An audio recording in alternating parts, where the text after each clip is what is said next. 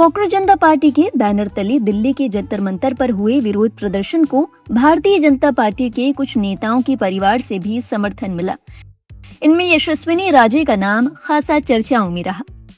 पेशे से content creator यशस्विनी राजे ने न केवल छात्रों के इस आंदोलन का खुलकर समर्थन किया, बल्कि बीजेपी पर तीखा तंज कसते हुए नए शिक्षा मंत्री की नियुक्ति को भद्दा मजाक करार दिया। आपको बता दें, यशस्विनी उत्तर प्रदेश के पूर्व भाजपा विधायक विक्रम सिंह की बेटी है। उन्होंने खुद दिल्ली के जंतर मंतर पर सीजेपी द्वारा आयोजित प्रदर्शन में हिस्सा लिया था। हाल ही में यशस्विनी ने अल जजीरा को एक इंटरव्यू दिया।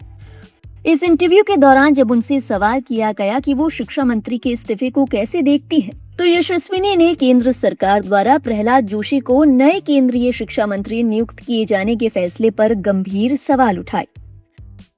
यही नहीं, उन्होंने इस नियुक्ति को एक बेहद भद्दा मजाक करार दिया। इससे इतर यशस्विनी ने पूर्व केंद्रीय शिक्षा मंत्री धर्मेंद्र प्रधान के इस्तीफे को लेकर कुछ ऐसे सवाल उठाए जिनकी चर्चा जोरों पर है। आपको बता दें, नीट परीक्षा में धांधली को लेकर जेनजी छात्रों का ये आंदोलन 20 जून से शुरू हुआ था। तकरीबन 36 दिनों तक चले इस आंदोलन के बाद 25 जुलाई को सरकार ने छात्रों की शेष मांगे मान ली और तत्कालीन शिक्षा मंत्री धर्मेंद्र प्रधान ने इस्तीफा दिया। धर्मेंद्र प्रधान के इस्तीफे को लेकर यशस्विनी ने उनके इस्तीफे की भाषा पर सवाल उठाए। उनका कहना था कि ये पत्र जिम्मेदारी स्वीकार करने वाला कम और खुद को पीड़ित दिखाने वाला ज्यादा लग रहा था। ये किसी ऐसी व्यक्ति का इस्तीफा नहीं लगता जो अपनी जिम्मेदारी स्वीकार कर रहा हो, बल्कि ऐसा लगता है जैसे कोई खुद को शहीद साबित करने की कोशिश कर रहा हो। उन्होंने आगे कहा कि पूरे पत्र में छात्रों से माफी मांगने, अपनी प्रशासनिक जिम्मेदारी स्वीकार करने के बजाय सरकार के कदमों का बचाव किया गया।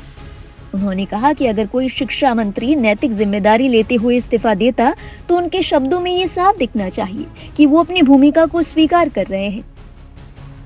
आपको बताते चलिए, पूर्व शिक्षा मंत्री धर्मेंद्र प्रधान ने एक लंबा चौड़ा इस्तीफा लिखा था।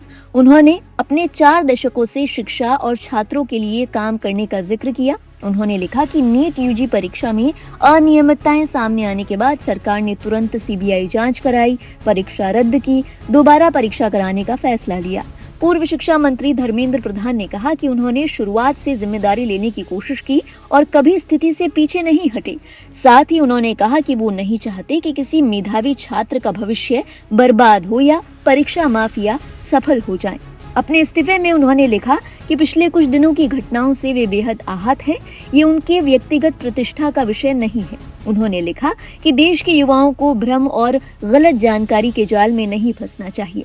इस्तीफे के सबसे चर्चित हिस्से में पूर्व शिक्षा मंत्री धर्मेंद्र प्रधान ने लिखा कि जंतर मंतर और देश में बने हालात को देखते हुए देश की एकता बनाए रखने, छात्रों का भविष्य कानूनी उलझनों में फंसने से बचाने और राष्ट्र विरोधी ताकतों को इस स्थिति का फायदा उठाने से रोकने के लिए उन्होंने प्रधानमंत्री को अपना इस्तीफा सौंप दिया है।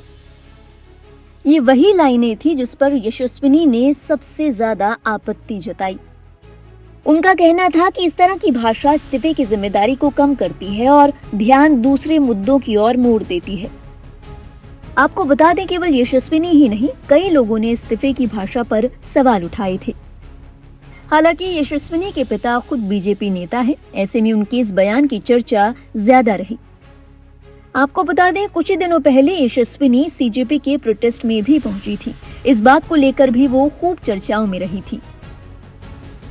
हालांकि यशस्विनी कई बार ये कह चुकी हैं कि वो राजनीति से दूर ही रहती हैं। इंडिया में रहने के बावजूद वो अपने परिवार के साथ नहीं रहती, क्योंकि वो अपने आप को एक इंडिपेंडेंट वुमेन की तरह देखती हैं। बतौर कंटेंट क्रिएटर उनसे अक्सर कई बार सवाल किए जाते हैं। उनके फॉलोअर्स भी पूछते हैं कि वो एक धनी बैकग्राउंड से वास्ता रखती हैं, इसीलिए शायद उनके लिए चीजें आसान हैं। लेकिन यशस्विनी ने हमेशा कहा कि वो अपना पैसा खुद कमाती हैं, वो अपने पैरों पर खड़ी हैं और अपना एक पर्सनल पॉइंट ऑफ व्यू रखती हैं, जिसे बताने में उन्हें कोई हिचकिचाहट नहीं है। बहरहाल यशस्विनी के इस बयान की चर्चा जोरों पर है। उनके इस बयान पर आपके क्या विचार हैं? अपने विचार हमारे साथ साझा कीजिएगा कमेंट सेक्शन में। देश और दुनिया की अहम खबरों का सिलसिला लाइव हिंदुस्तान पर जारी रहेगा।